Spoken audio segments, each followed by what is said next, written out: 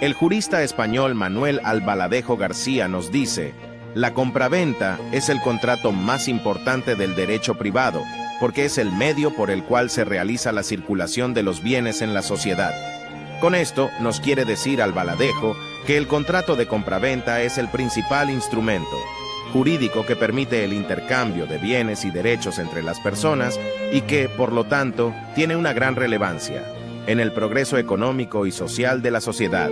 Para entender más sobre el contrato de compraventa, en el presente vídeo nos dedicaremos a explicar los conceptos básicos de este, la definición, sus características, sus requisitos de validez, la venta y el precio, para que al final de este vídeo podamos tener una noción clara sobre este contrato.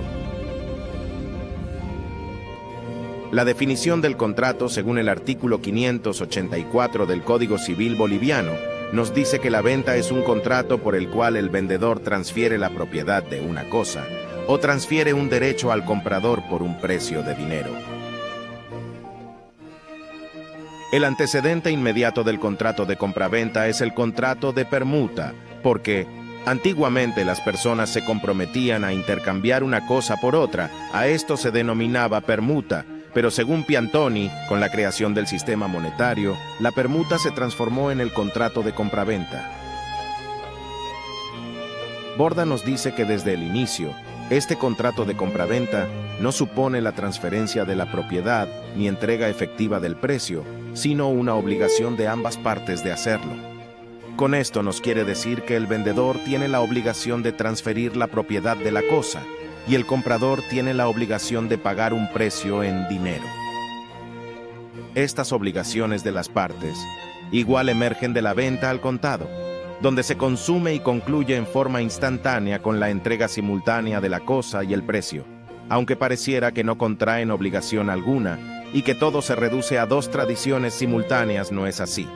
Un ejemplo sería que el vendedor tiene que responder por la evicción y saneamiento de la cosa, y si la moneda es falsa, el comprador podrá ser demandado. En estos casos, la obligación de ambas partes surgen después de entregarse mutuamente la cosa y el precio. Las características del contrato de compraventa. Estas son bilaterales, porque implica obligaciones para ambas partes. Es consensual, porque produce todos los efectos por el solo hecho del consentimiento y sin la necesidad de la entrega de la cosa o el precio. Con lo anterior dicho, nos quieren decir que el contrato de compraventa de igual forma se perfecciona por el consentimiento de ambas partes, aunque no se haya hecho efectiva la transacción. Esto quiere decir que tiene efecto jurídico, aunque no se haya entregado la cosa y el precio. No es formal. La norma positiva no exige solemnidades para su validez.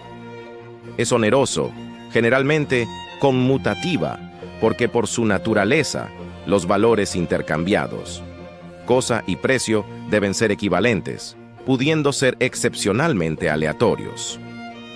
Analizando cada uno de estos elementos, se dirá que es oneroso, porque implica una equivalencia de prestaciones. Es decir, cada uno recibe algo a cambio de lo que da. Conmutativa, porque las prestaciones están determinadas desde el momento de la celebración del contrato y excepcionalmente son aleatorios, porque la cosa comprada puede o no existir.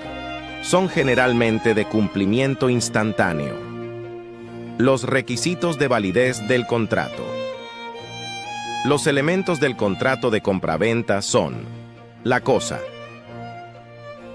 En el artículo 593 del Código Civil Boliviano, establece que pueden venderse todas las cosas o derechos, la enajenación de los cuales no está prohibida por la ley. Según Borda, la cosa para ser objeto de compraventa debe reunir algunas condiciones, las cuales son: que la cosa debe ser lícita, es decir, que la cosa no debe ir en contra del orden público y las buenas costumbres. La cosa debe ser posible. Esto quiere decir que la cosa debe estar comprendida dentro del comercio del ser humano. Debe ser determinado. Esto quiere decir que la cosa tiene que ser individualizada. Se debe describir las características de la cosa. Debe ser determinable. Esto nos dice que debe ser determinado a futuro. El precio. En el artículo 611 del Código Civil Boliviano establece que el precio de la venta se determina y designa por las partes, excepto cuando las leyes especiales lo limitan o regulan en casos determinados. Según Borda, para que el contrato de compraventa sea válido, el precio debe cumplir con algunos requisitos. Por ejemplo, que el precio debe ser en dinero, debe ser determinado o determinable y debe ser serio. Este último requisito nos dice que debe existir un interés real de contratar y esto se aprecia en el establecimiento del precio, que debe guardar una relación con el valor de la cosa. Si fuera lo contrario, se apreciaría la inexistencia del interés de establecer un contrato de compraventa. Si se entrega como cosa un servicio o un trabajo, no hay precio sino dación de pago, y si se cambia una cosa por otra es permuta.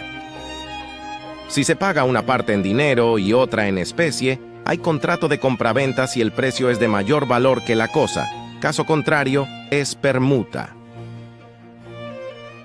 La capacidad es la aptitud de ser titular de derechos y contraer obligaciones. Morales Guillén dice que pueden comprar y vender todos los que pueden obligarse, es decir, que tengan la capacidad de quererse obligar, y quienes carecen de capacidad no pueden celebrar contratos de compraventa. Los incapaces de hecho son aquellos que no pueden comprar ni vender directamente, sino a través de su representante legal.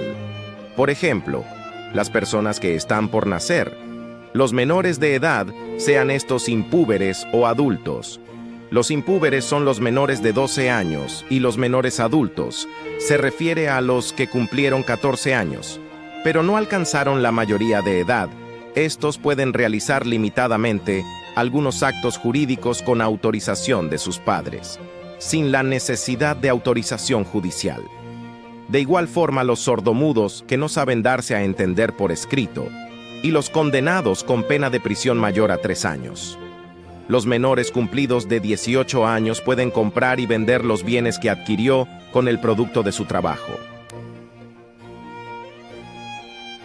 Los incapaces de derecho. La diferencia con la otra incapacidad es que en la incapacidad de derecho se requiere una orden judicial para la celebración del contrato y en la incapacidad de hecho se puede celebrar contratos a través de un representante. En la doctrina establece que los padres, tutores y curadores no pueden vender sus propios bienes a sus hijos, pupilos o curados, ni comprar los bienes de estos, para evitar que el primero se beneficie injustamente en desmedro de los intereses del menor. En la norma positiva, en el artículo 592 del Código Civil Boliviano, establece quienes no pueden ser compradores ni siquiera en subasta pública, ni directa ni indirectamente. La venta de cosa futura. En el artículo 594 del Código Civil Boliviano, en el parágrafo primero, establece que si el objeto de la venta es una cosa futura o un derecho futuro, la adquisición de la propiedad o el derecho tiene lugar cuando una u otro llega a tener existencia. El ejemplo para entender este parágrafo sería: Juan vende a Pedro una cosecha de trigo que aún no ha sido sembrada, pero que se espera que se produzca en el próximo año. En este caso, el objeto de la venta es una cosa futura, pues el trigo no existe en el momento de celebrar el contrato. Sin embargo, el contrato es válido y produce efectos jurídicos entre las partes.